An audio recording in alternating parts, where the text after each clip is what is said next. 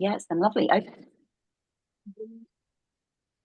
So, hello everybody, and welcome to this live trunk show from the Quilt and Learn January 2025 event.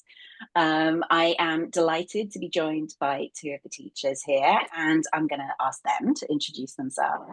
We're going to spend roughly 20 minutes on each of us.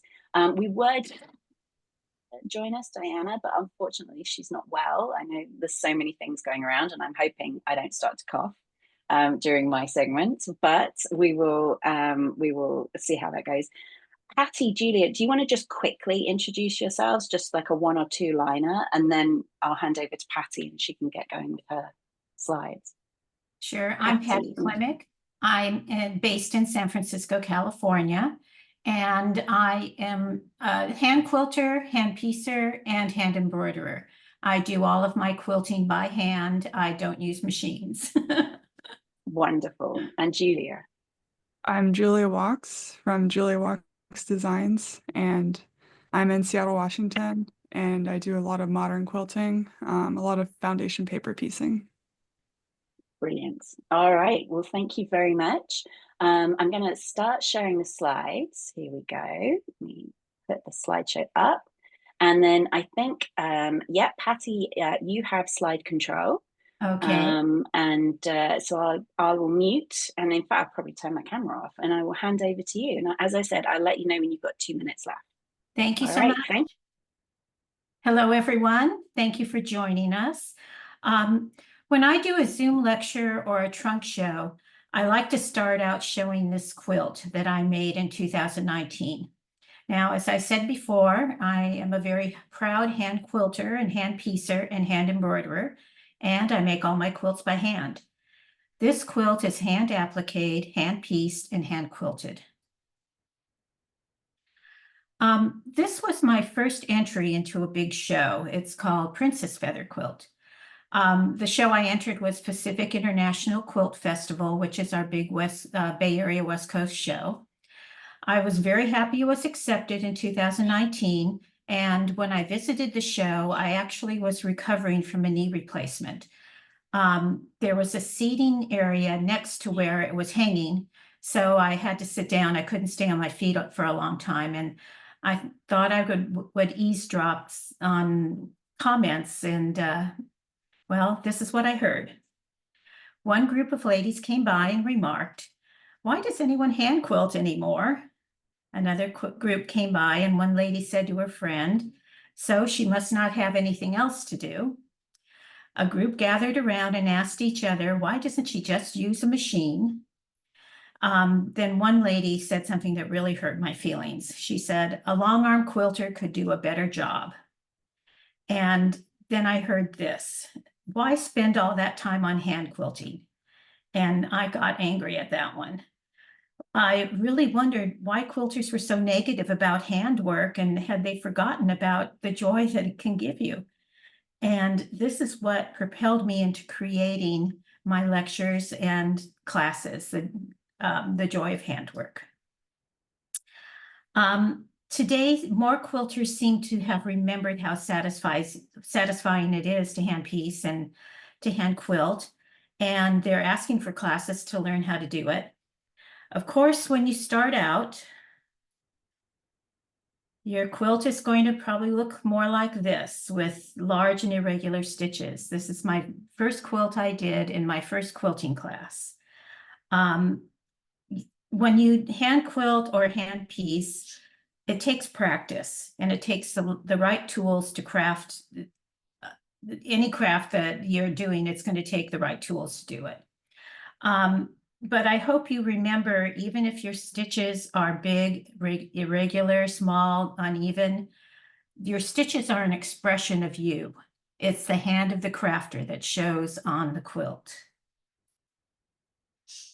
Now, my first quilts I wanted to show were Block of the Month from my local quilting store, Black Cat Quilts, which has long closed, unfortunately. I learned a lot from doing these Block of the Months. They were all various techniques that I adapted to doing by hand piecing. And I really am glad I took this route. And whenever somebody starts quilting, I always recommend that they go to their local store and do a block of the month. It really shows you a lot of techniques and gets you started going. My first quilts actually were copies of quilts that I saw in old needlecraft books. I really wanted to find my own niche, and I was really kind of looking around until I found this one pattern maker from the 1930s. Her name is Ruby Short McKim. She was actually one of the first quilters who created a mail order business in the 1930s. And she published her patterns in newspapers like they did back then, like, you know, newspapers like the Kansas City Star might be one that you know about. Also, I discovered my love of embroidery, which I had done as a child. One of the things that I did was I started trying to design my own quilts. The ones that are shown here, the one on the left is a feathered star that I thought, well, I'll just try it and do it. And I learned a lot doing this quilt, namely, don't start your threads off in one place because it'll create a big knot of thread. And the other two on the right-hand side are patterns I developed to teach hand piecing because I was getting a lot of questions from other people on how to hand piece. So I did those two small quilts to show as samples. My love of embroidery started out again, like I said, and I combined it with something called crayon tinting. Crayon tinting is when you take regular old Crayola crayons and you apply them to fabric and then you heat set them. And the colors come out really nicely. I was so surprised. It's a technique that was kind of more popular in the 1930s because that's when Crayola crayons really started out their brand. And they used to publish patterns in newspapers like the Quilters to show ladies how to use them for tinting. This is 4 patterns that are on the Crabapple Hill quilt site that I just copied off of that and did all of the crayon tinted embroidery. And then I developed this quilt. It's called 4 Seasons with the spring, summer, autumn, and winter bouquets. I kind of went more into this, and actually last July when I also did it was called Quilt 2024, I think then, summer camp. I did a video class on how to do crayon tinting for B. These are 2 samples that I did for Pacific International Quilt Festival, where I taught how to do the embroidery and how to do the crayon tinting.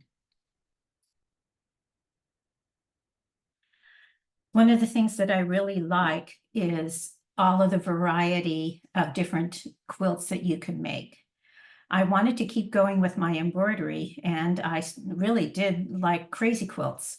So I had done piecing on a crazy quilt and got one together when we went into lockdown. I hadn't done any of the embroidery on it yet, and I thought that I would start it off kind of showing off my embroidery skills. If you see down in the corners and the side arcs, you'll see they're very elaborately embroidered. And that's what you see in crazy quilts from the Victorian era. And I was kind of copying those. But then I had an epiphany and figured out that lockdown was actually a very historical event, in my life at least. And I wanted to make my crazy quilt an expression of this historical time. So up in the upper right-hand corner, I did an embroidery of the coronavirus.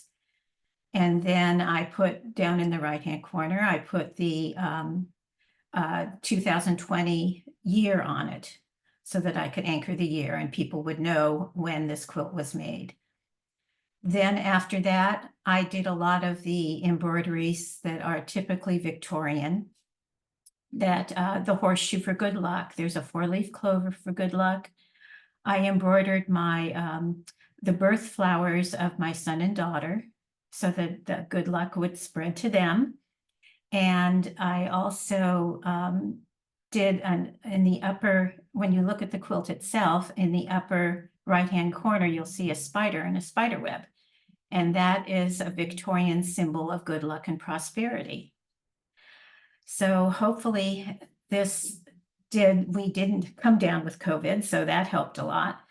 But I wanted to give this quilt an expression of the historical time.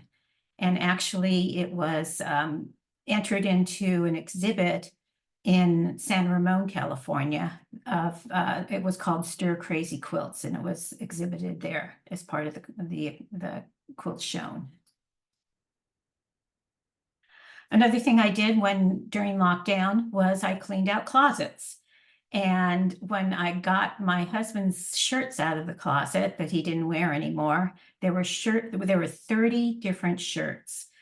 And I was astonished, but I couldn't give these shirts to any of the charity shops because they were just too worn out and they had like grease stains on them and paint stains and all that kind of stuff.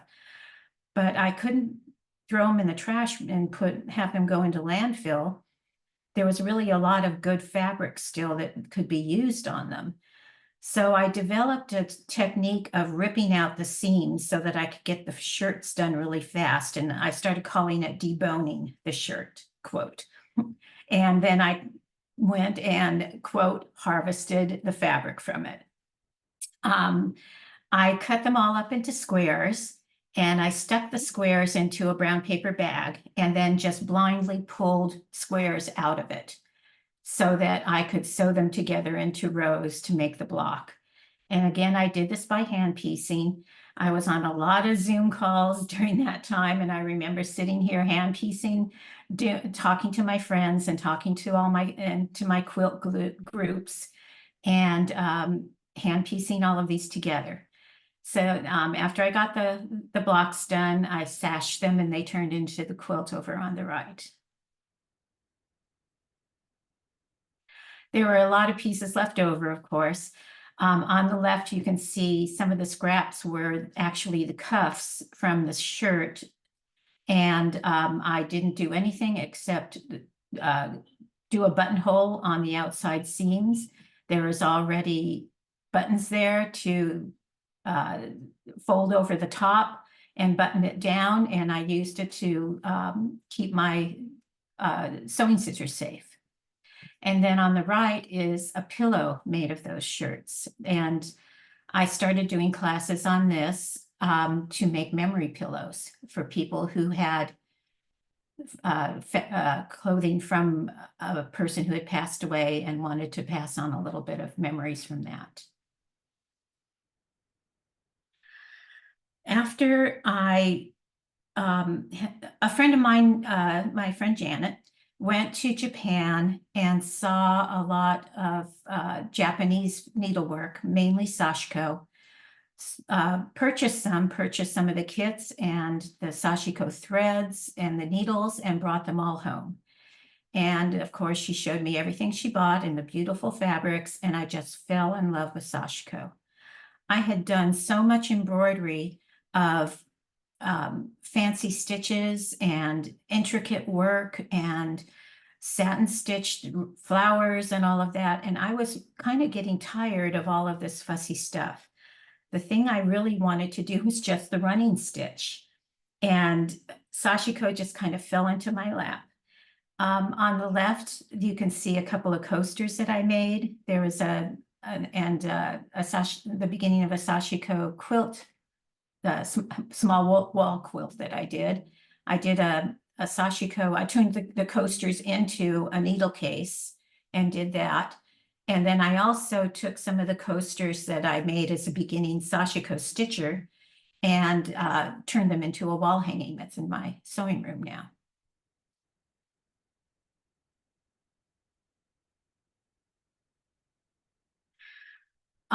After I got pretty confident in my sashiko skills, I had to go in and get my other knee replaced.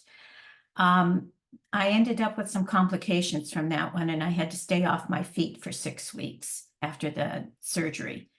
And my daughter was living here then, and she came in and helped me out and did my grocery shopping and all of that. And, I think all of a sudden these sashiko patterns and sashiko threads ended up in my mailbox, and I had found out that my daughter had purchased them for me. She said she got tired of hearing me complain so much, and she wanted me to put my energies into something other than complaining to her. These are called kuman. They are Japanese family crests. And it was a whole collection of these that she had gotten online from a local distributor here called Kimono Momo, that's in Oakland, actually, where Bee lives. So I sat and stitched them all and turned them into this quilt. I also took a lot of the Japanese sashiko patterns and turned them into quilting patterns. You can see all of the intertwined circles in that blue strip. I don't know if you can really see, there's on the left, there's a green strip that has has a diamond and some circle patterns. In the center, there's kind of a mauve color one that I interspersed. He's Hitomizashi patterns along with the intertwined circles. And there we go. This quilt was entered into our San Francisco Quilt Guild show, and I won an honorable mention ribbon on it. I was very pleased with that. Oh boy, well, as I said, sashiko was taking over my life. The current thing that I'm doing now is Japanese rice bags, which are sashiko decorated bags that Japanese families pass down from generation to generation, and they're used to carry rice to the temples to be blessed during their ceremonies when they have, I don't remember the name of the ceremony that this is attached to, but they're very well prized in Japan. Japanese rice bag is passed from generation, like I said, and is always highly decorated. It's repaired over and over again, so that the longer having a Japanese rice bag from years of generations gives you longevity in your life, so they're highly prized. So that's what I'm doing a lot now. And then on the right-hand side, the pair of jeans, I'm doing some of the visible mending that people are doing now. This is a pair of jeans from my grandson, who actually didn't appreciate me doing the flower on them, but they got on there anyway. And you've got 2 minutes left. I used some sashiko stitching on it and did some decoration on it for him.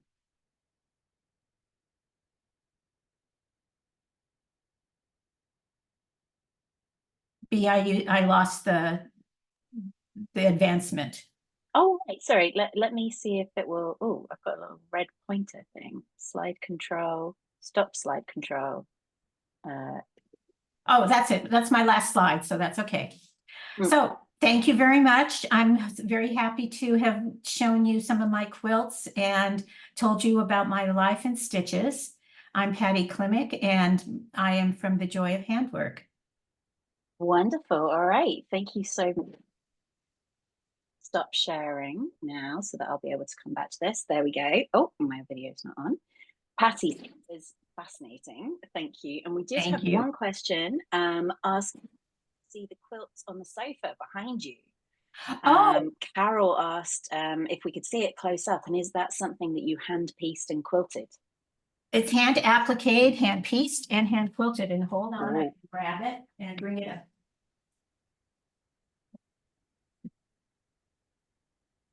Oh, great size for a sofa as well. Oops.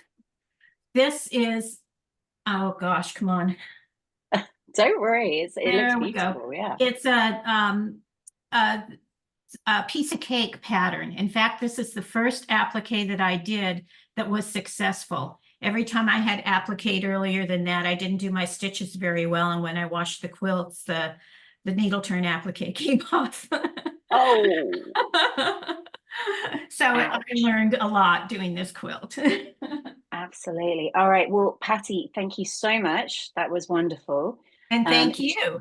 Yeah, thank you. And Julia, I'm going to hand over to you and let me Okay. do the sharing again. There we go. That's that. And then the slide control. Give you slide control. Are you able to take over from there? If not, I can I just see. forward. I see it. Oh, there you go. There you Okay. are. All right. I'll hand over to you. Thank you. Okay, thanks. So, my name is Julia Wachs, and I live in Seattle, Washington. Um, I primarily work as a aerospace engineer, and I do quilting in my free time, but it's my passion, and I absolutely love designing patterns. Um, so I've been quilting for about 10 years now. So this is my first quilt that I've designed. It's actually my second quilt total. Um, it was a queen size quilt, and I still have it and use it. But I was really in love with the houndstooth pattern at that time, and I saw this cute tutorial online. So I was like, okay, how can I mix it up and have some interesting intersection of colors and patterns? Um, this quilt, I was self-taught, and there were a lot of mistakes that I made. I think the worst mistake that I made was I basted with straight pins instead of safety pins, and I jabbed myself so many times quilting it. And after that, I took a quilting 101 class, and that really, really helped, just like learning how to nest seams and all of the good tips. Let's see. So that first quilt I made probably in 2015. And while I was working full time, I was getting my master's degree. So I didn't have a ton of time to quilt. But during the pandemic, like I'm sure a lot of people can relate, I started to be at home more and started to invest more in quilting. And I actually started my own business in in October 2020. And then I released my first quilt pattern in December. And the first pattern is called Green Lake, from Green Lake in Seattle.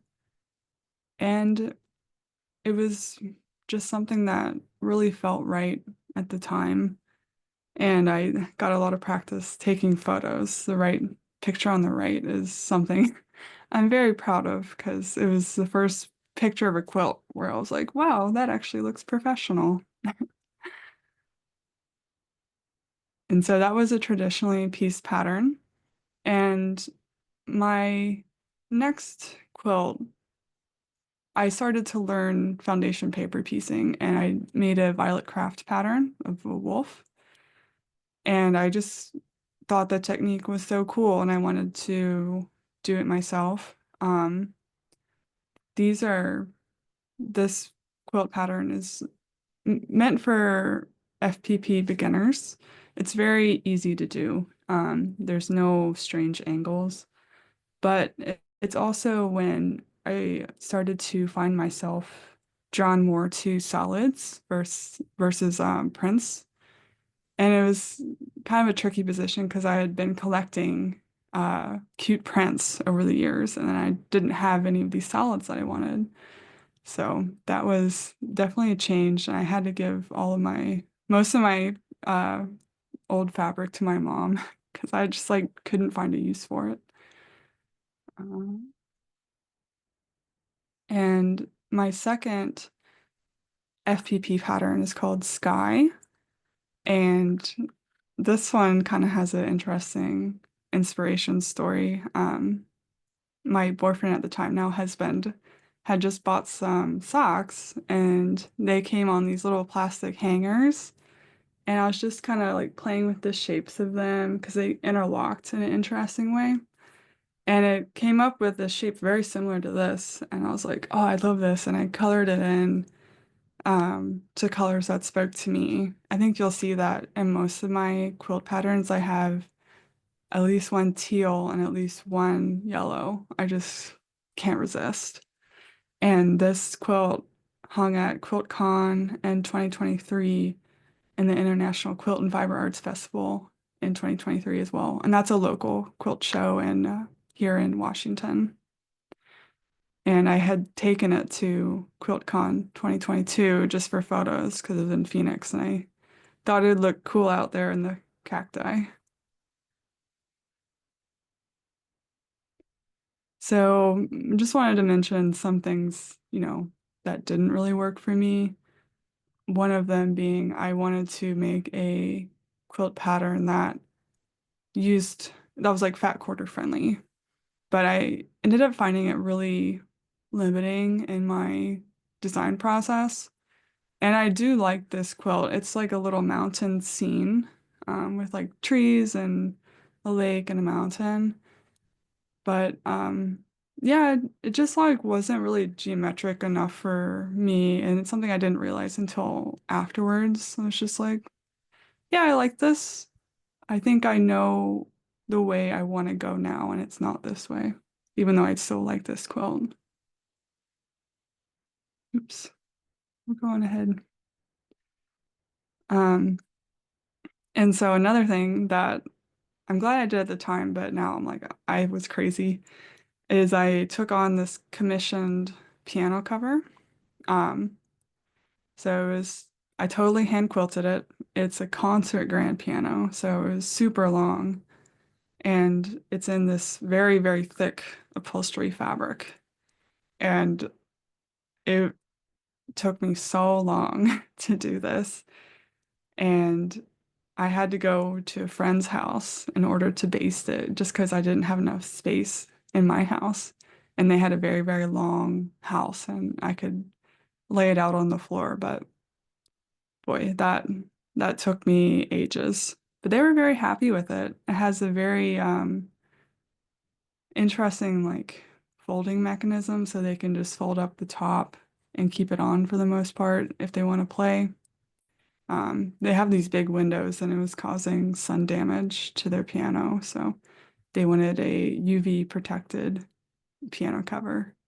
But one of those things where unless you want to pay me like 20,000, I'm not taking on another commissioned piano cover.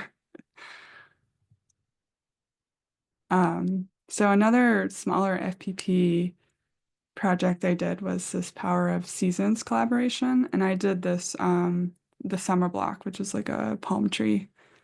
And this was one of the first times I did FPP kind of based on like a more photorealistic and not so abstract. And that was a really, really fun experience. And I really need to hang it up. I still have it, but I need to hang it up. And so back in 2021, I submitted this quilt to the MQG, and they had it as their November 2021 uh, quilt of the month. Um, and then I released it as my own pattern a year later, and it's called Night Bloom. And this is actually inspired by cacti as well. You would think someone who lives in Seattle would be so inspired by cactus, but that's the way it goes sometimes. And so this is one where I made it in several different colorways. And I also have it, I also made placemats. So this was really fun for me.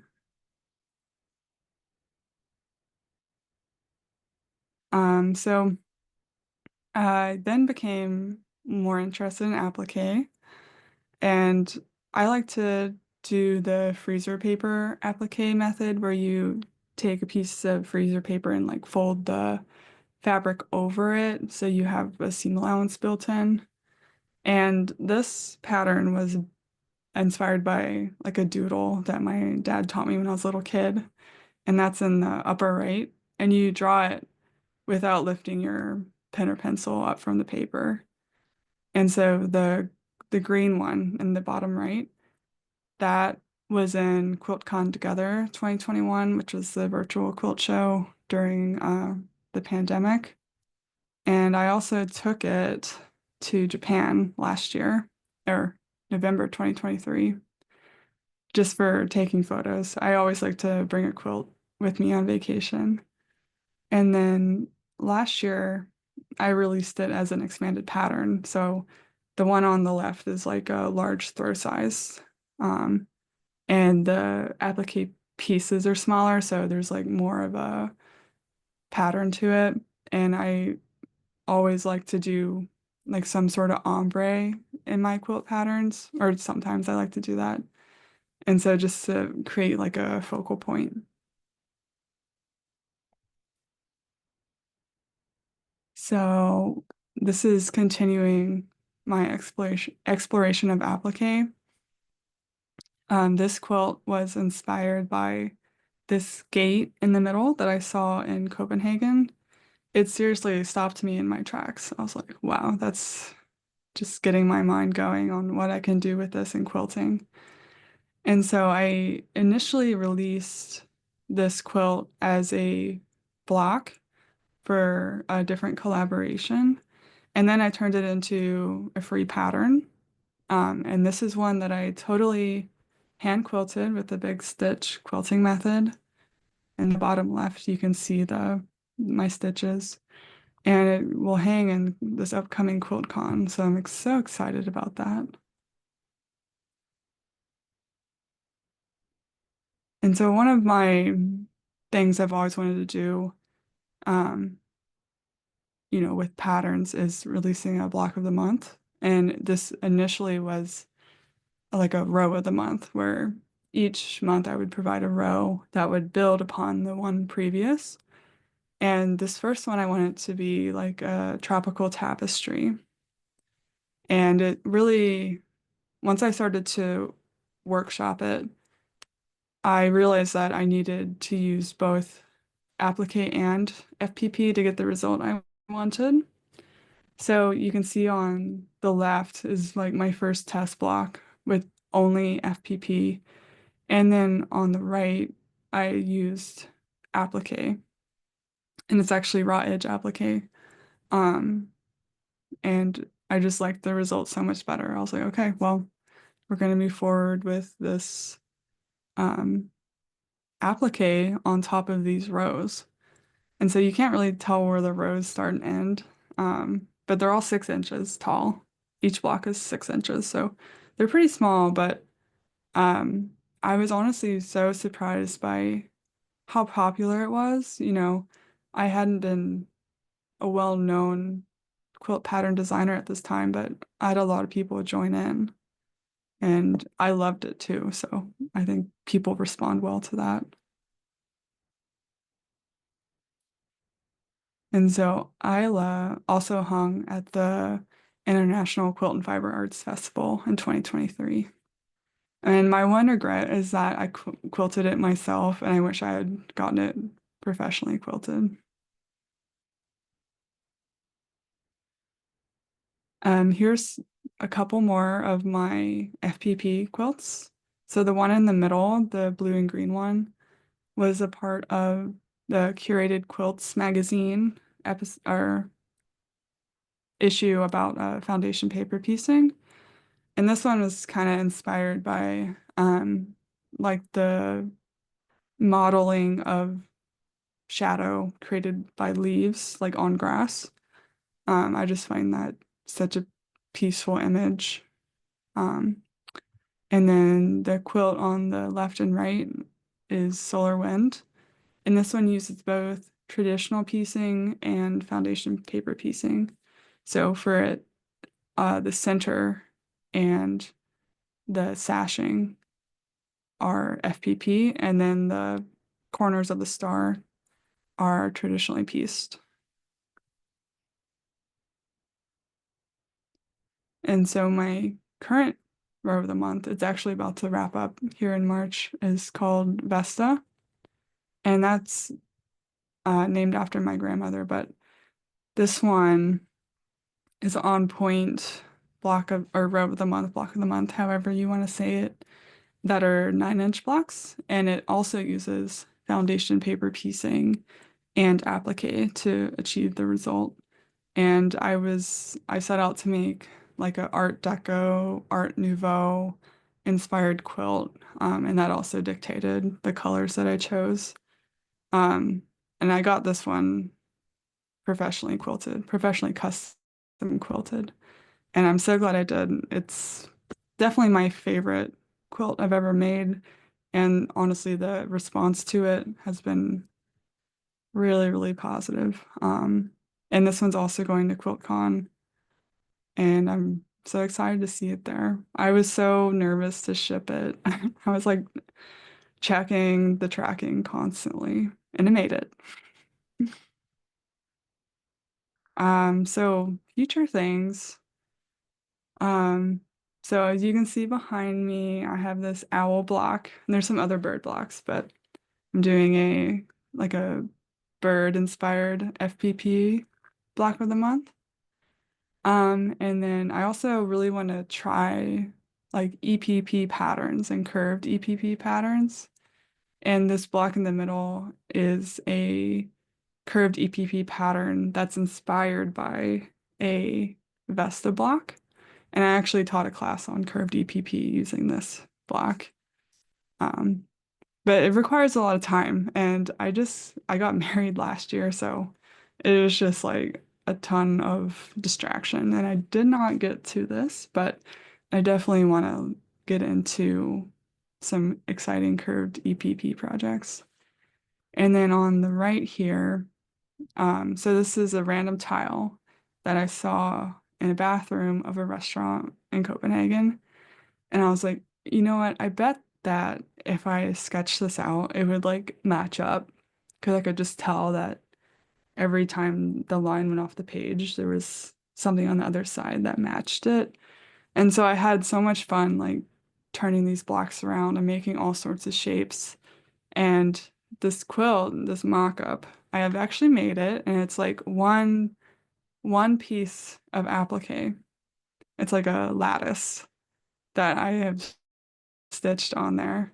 Um, and I just wanted the orange, I just wanted a crazy pop of color from this ombre.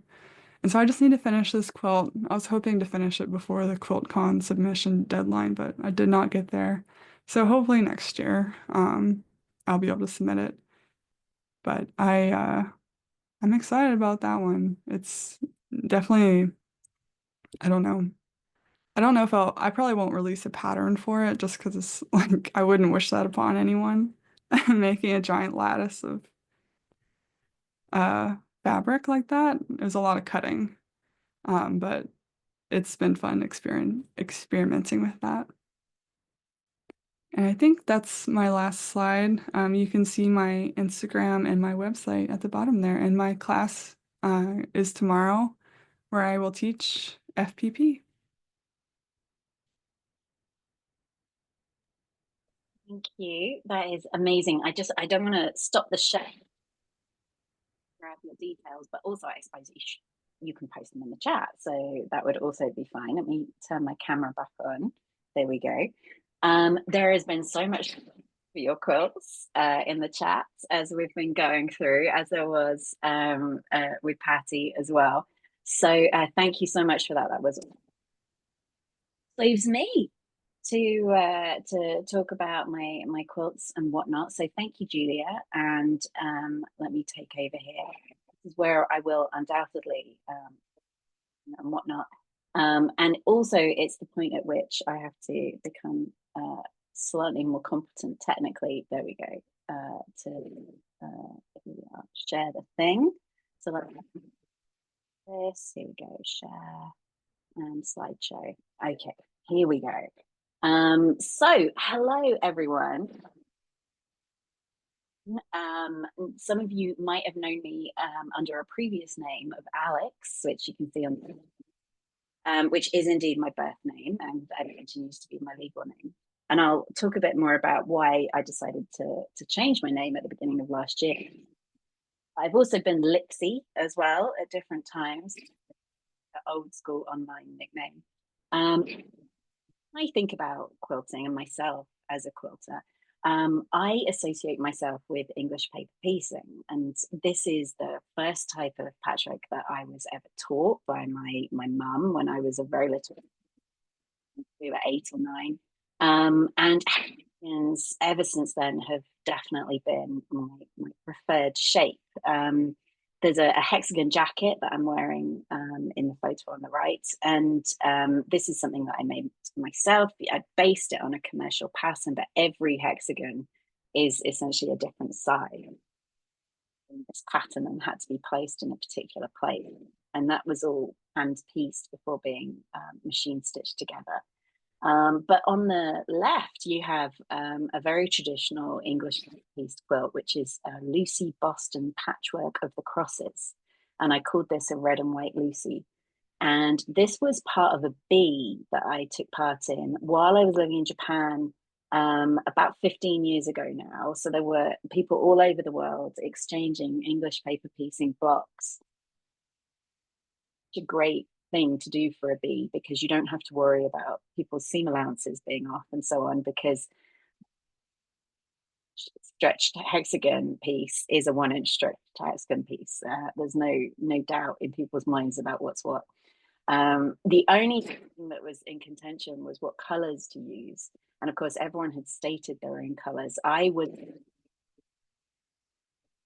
red, no pink. See, there's 2 pink blocks in the top there, in the middle. What actually happened was that, oh, I'm cutting out apparently. Okay, sorry. Let me just switch to the laptop. I'm sorry about that.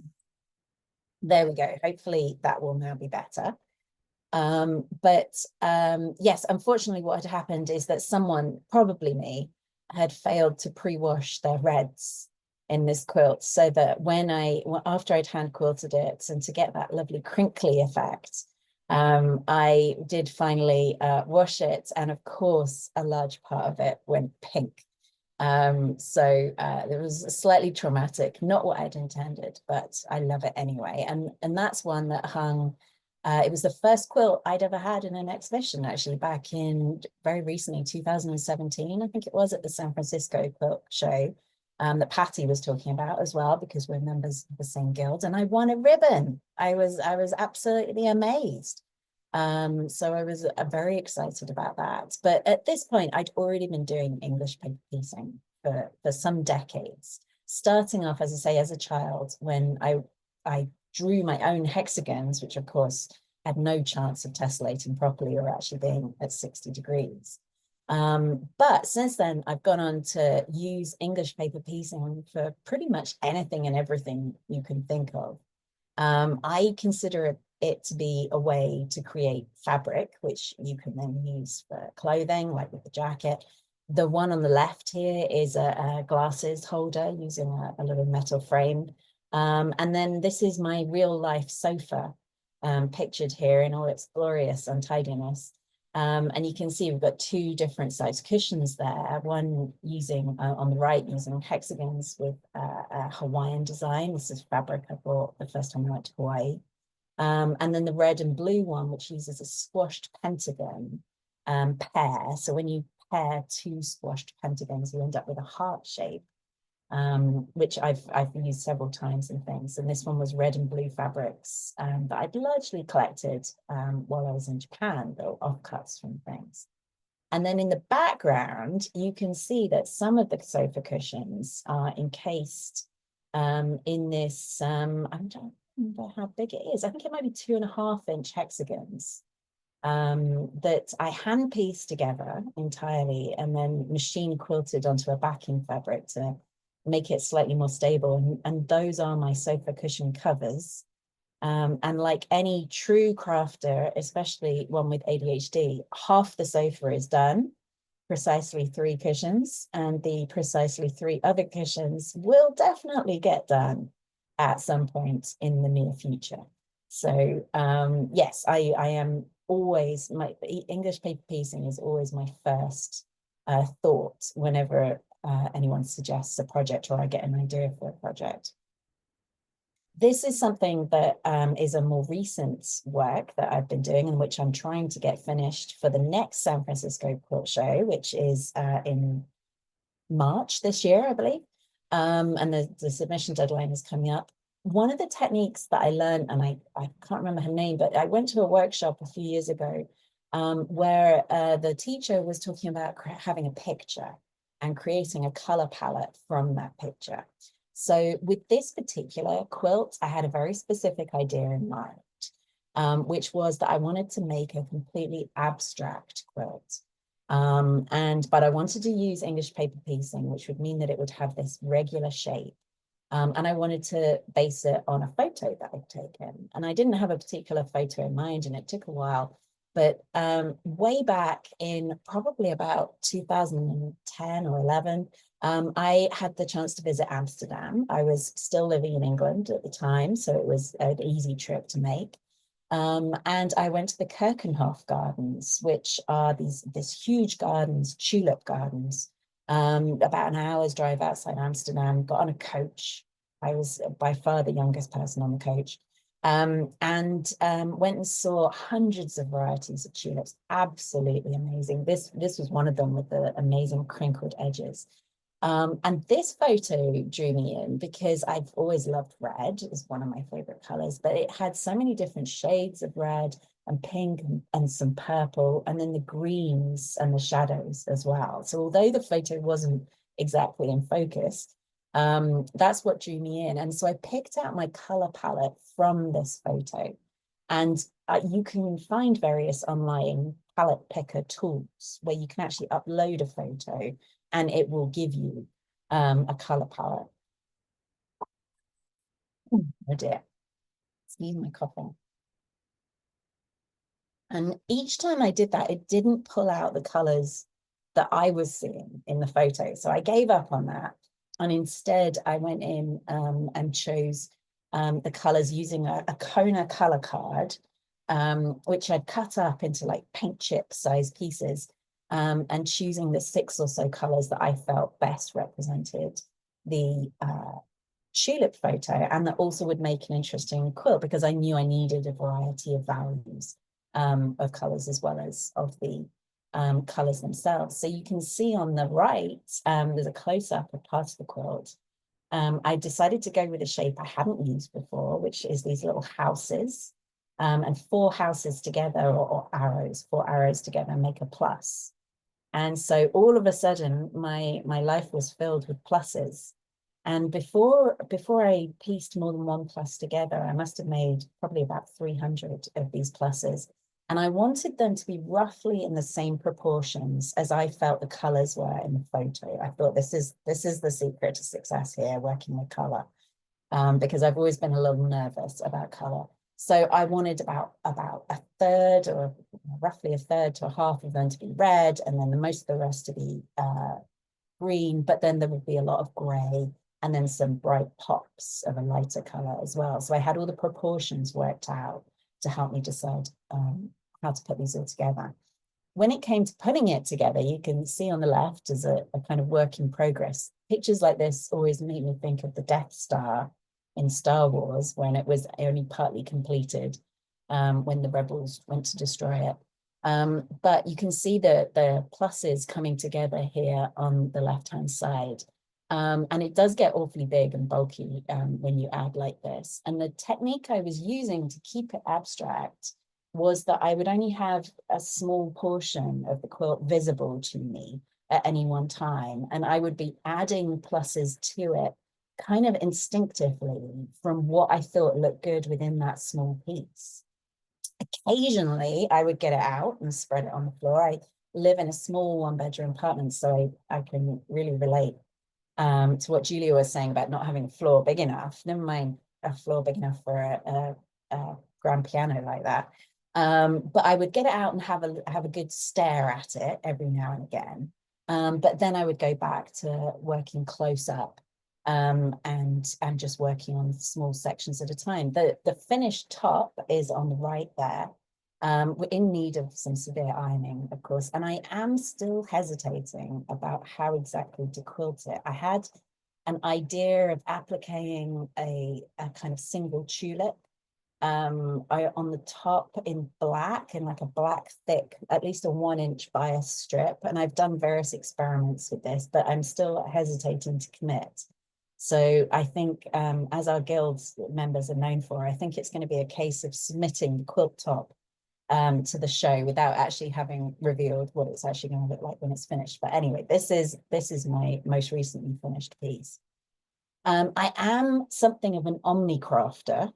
I will turn my hand to pretty much any craft, and as well as teaching and lecturing about quilting, I do also teach crafts in the Bay Area, specifically at Workshop SF in San Francisco on Haight Street. And there I teach UV resin, which is the coaster on the top left. Some of you will know epoxy resin, which takes about 24 hours to set. It's very strong smelling, you need like a proper mask and so on. And half the time it goes wrong. But UV resin is much easier to use. You don't need the fancy ventilation, and it only takes minutes to set just using UV light. So that's very popular. But I also love making bags, and this is something I'll often use English paper piecing for. So the sew together bag in the top middle there has got a rainbow weaving pattern panel on it, which I taught at the last one of these events. And in fact, I'm having a sew together bag workshop in a couple of weeks' time. I made a whole series of wreaths out of vintage sewing supplies, which sold over the holidays, which were very popular. And then I make these little metal frame purses and teach that as well. And I'm also interested in things like cartonnage, which I always think is kind of sewing adjacent. And that's the bottom left there is a metal frame purse, which is cartonnage, which is box making. So it has the chipboard pieces inside it. But then I've actually used a piece of sashiko embroidery that I made, because like Pattie, I love doing sashiko. And actually taught that as well when I was in Japan. So I used a piece of embroidery on the top, and then there was a print I saw that was some shibori dyeing, stitched shibori dyeing, stitched into the same sashiko pattern, coincidentally, which is one of the traditional patterns. And of course, this was a commercial print, so it's not truly stitched shibori, which of course is the Japanese indigo dyeing, but it was representative of that. So I think whenever, as much as you see me quilting, I'm equally likely to have 10 other different crafts on the go at the same time. With the English paper piecing, I think, again, like Julia was saying, I've been experimenting with that more. She was talking about curved English paper piecing, and that's something I'd love to do. I'm also really interested in doing, in fact, almost going back to where I was as a child, when I was drawing my own hexagons that didn't tessellate properly, and fully giving into that, which is the image in the middle here, where you basically get a sort of 10 by 10 piece of paper, or some piece of paper, and just draw on it and then cut up the drawing. And of course, you need to keep track of which piece goes where, but then you can paper piece each piece and reassemble it. And so I've got some ideas of developing this and working on it in a kind of therapeutic way, which I'll talk about in a minute, and incorporating paint. And in fact, I've also been experimenting with a blowtorch to burn some of these things and to see the effect that has as well, which has been really interesting. I do make traditional quilts from time to time, as it has been known. I do have a love of curves, and I think someone talked about this in one of the live sessions yesterday, that it's always advantageous to not know that something is difficult or hard to achieve when you'll go into it, because otherwise you'd never start. And certainly I didn't know the ins and outs of sewing curves when I first started, and just kind of boldly plowed in. I am very much a self-taught learner, in case that wasn't clear. When I first started making quilts, I thought that the quilting was just on the surface of the quilt. I didn't realize it went all the way through.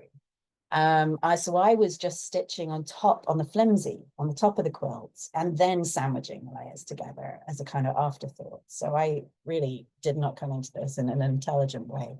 But there's I always get her name wrong, but there's one woman, a quilter, very well known, who sells these clamshell templates, and clammies, she calls them, which I rather love. And so that was a bright little quilt that I made there. And then there was a lovely line of loosely woven fabric, which again, I can't remember the maker's name. I must write these things down.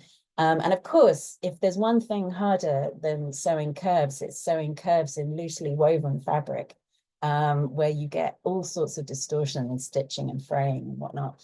But hey, you know, what do you know? And I won't do it again, but I'm glad I did it. And that one was kind of big stitched with the hand stitching.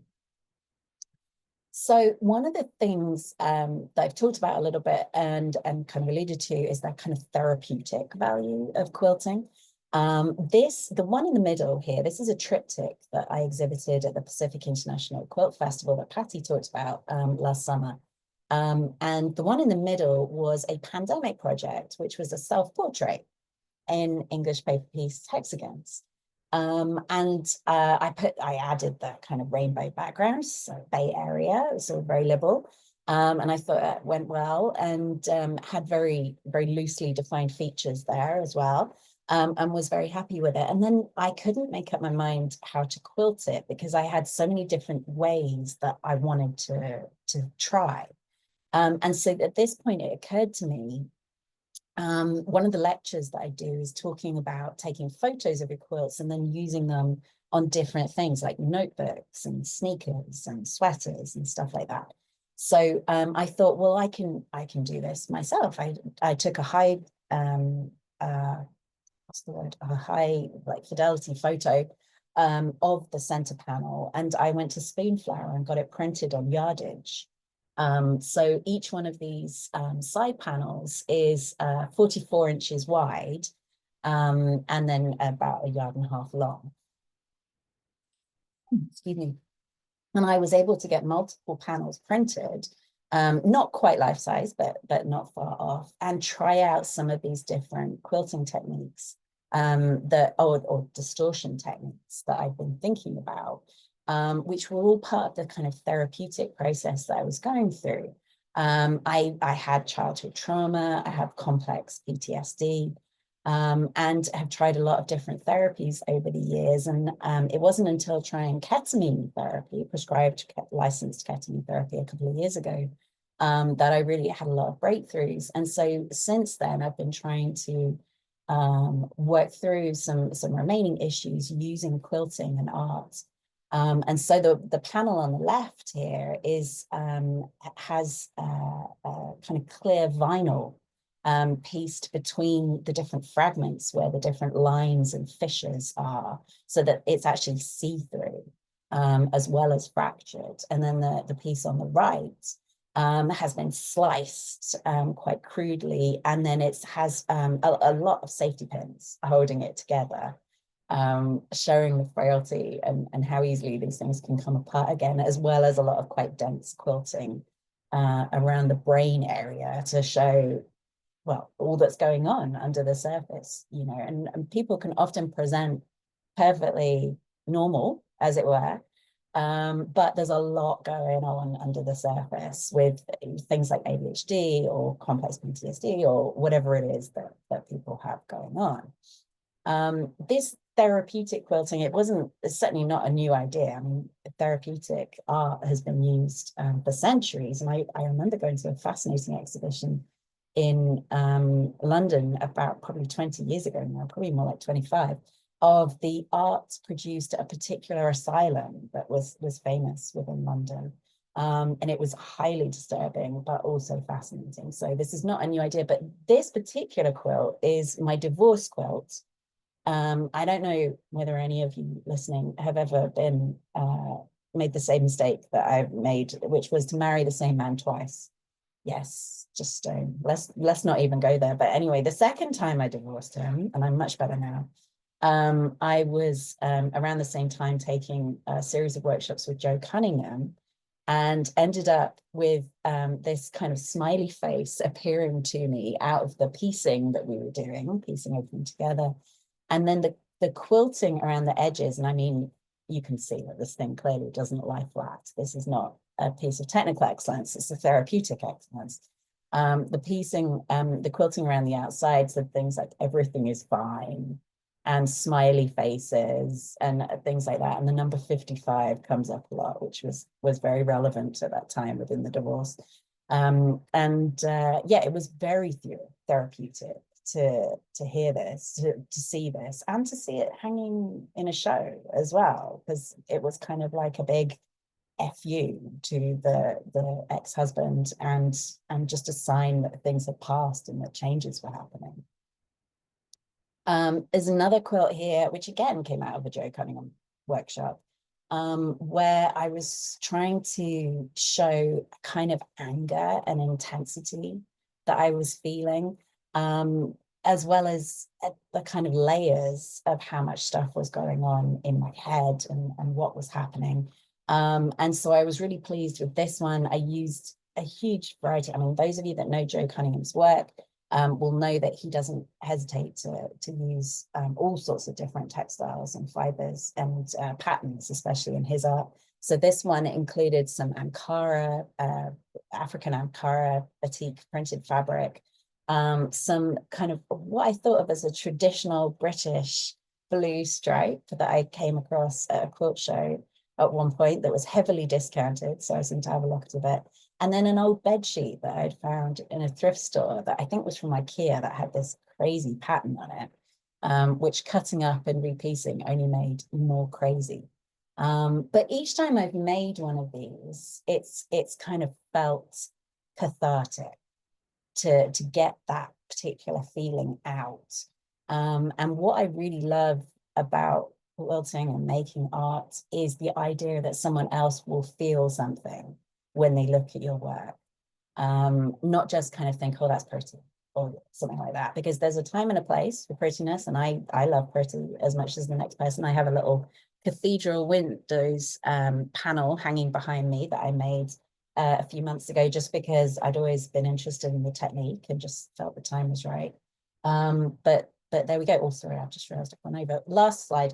And then this one was another class that I took with Heidi Parks, which is about storytelling. And this one goes very deep into some very dark places for me. And so it was, again, very cathartic to make this quilt. So that is a little display of my work and where I am in life. And thank you so much for indulging me, as we've gone over here by a couple of minutes. But I am Byrne, as I say, and I did say I would explain my name change. Essentially, it was part of having gone through all this therapy and kind of rediscovered the person that I would have been, or feel that I would have been, had I not had all these early unfortunate experiences. And so it's kind of the person I've grown into, and I certainly feel like B is having a much better time than Alex did. So I'd say that was a definite positive. But anyway, enough of me babbling. Thank you so much, Pattie and Julia, for joining us for this trunk show. It was amazing to see your work, so inspiring. Thank you so much to all the attendees for joining us, and look out for another 3 live sessions tomorrow. And enjoy the rest of your days. All right, goodbye. Thank you. Bye. Thanks all.